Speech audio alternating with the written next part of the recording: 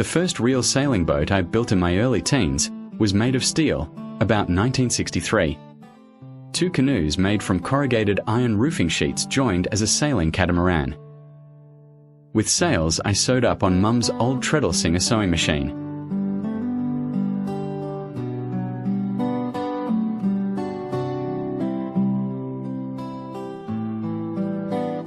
The idea caught on, with a couple of my mates emulating. Gary's design didn't have much freeboard, definitely a single-handed boat. In late teens I graduated to the 16-foot skiffs, where I really learned the true skills of sailing fast boats. On Defiant, owned by Bob Kears and crewed by me, Hans and Frank.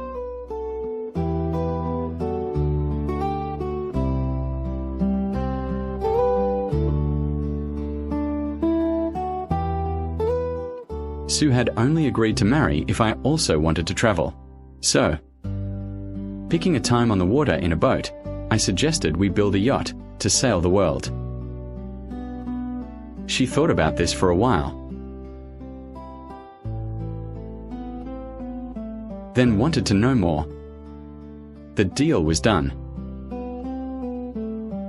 I bought a Gwen 12 to teach Sue how to sail.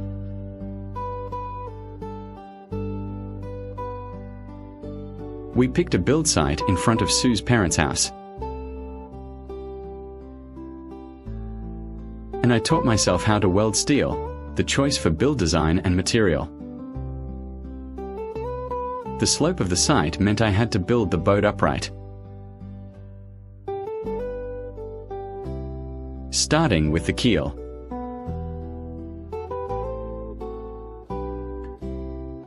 Hey mister, are you building a monument? I hope not.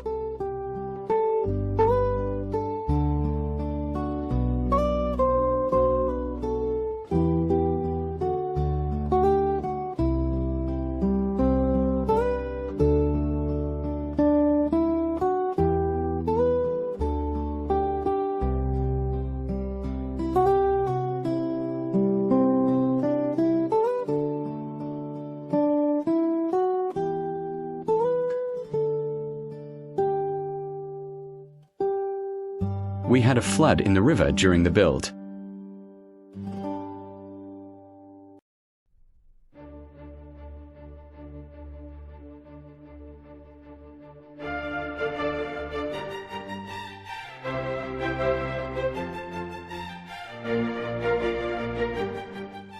Theoretically, we were clearing debris from the garden trees, not having fun.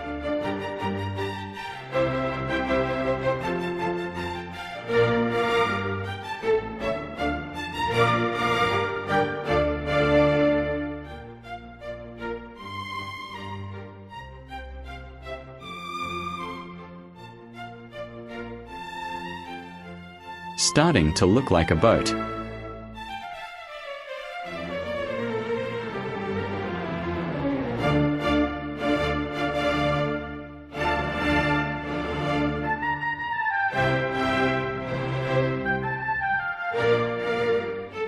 Most steel boats are built upside down, much easier to lift on plating sheets.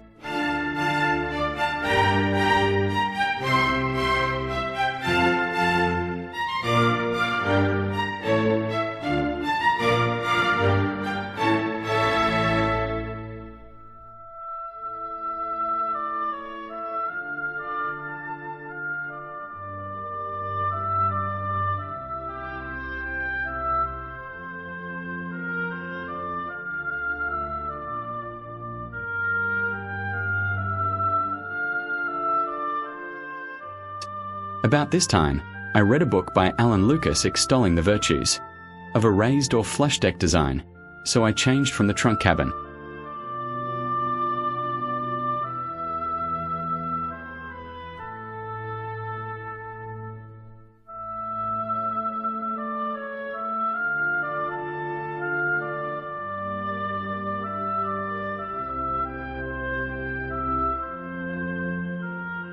Celebrating the finish of grinding off excess weld bead on the hull.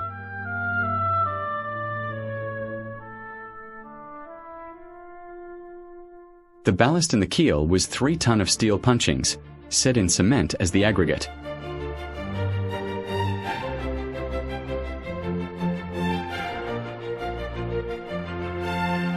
Lifting it up in small manageable bucket loads to be tipped into the keel spaces. It was a long, weary job. And soon we were nearly done.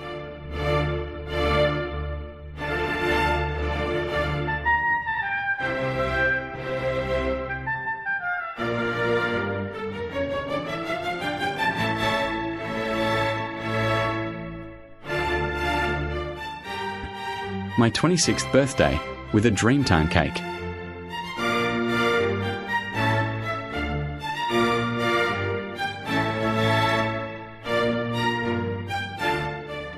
Building the masts.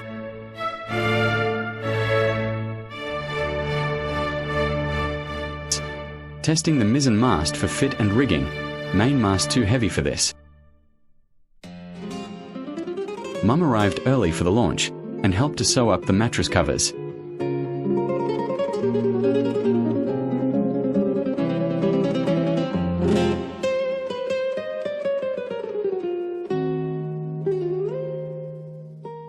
And finally, it was launch day.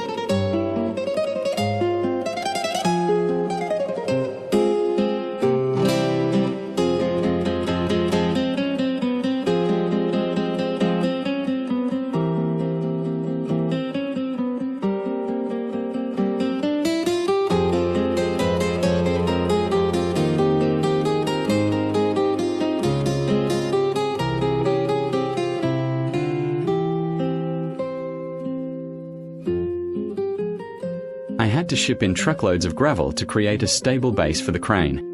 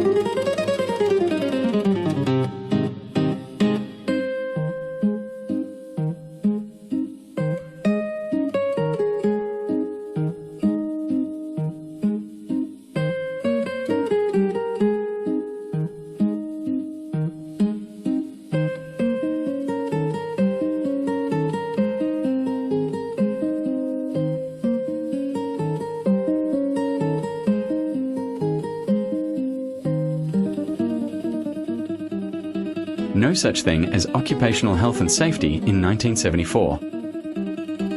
The crane driver said, at that reach, 8 tons was too much for him to lift. So, he had to drag the boat a bit closer.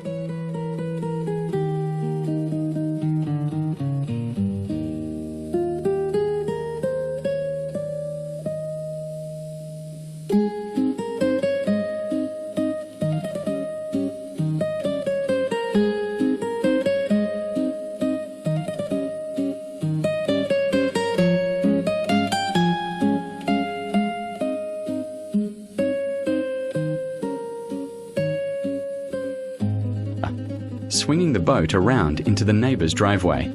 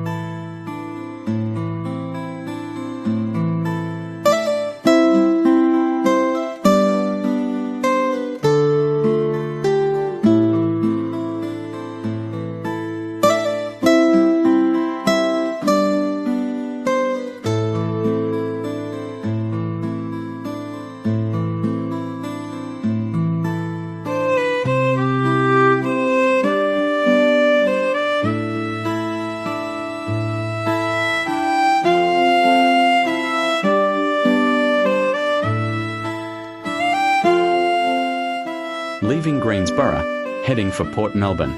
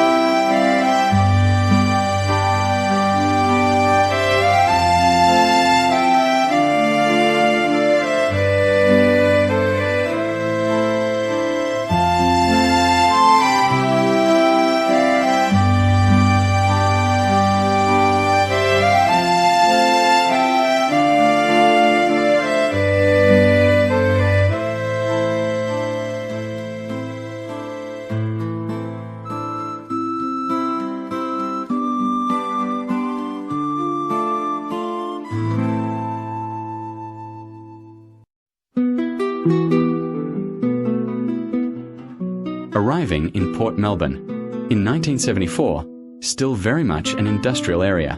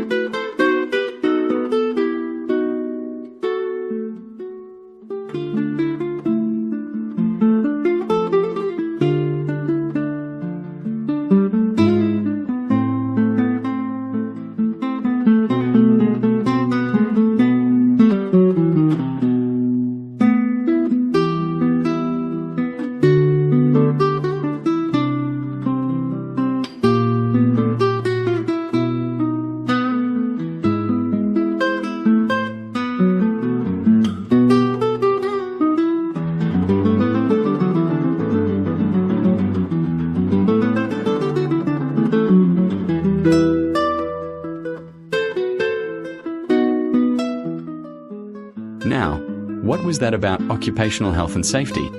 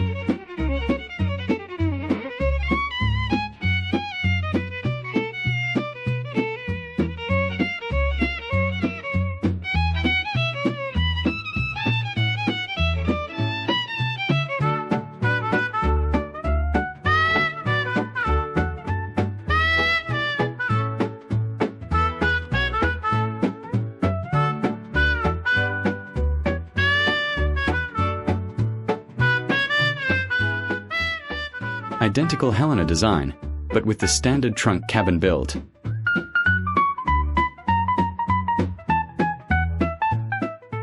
The round bilge sloop version called Germaine.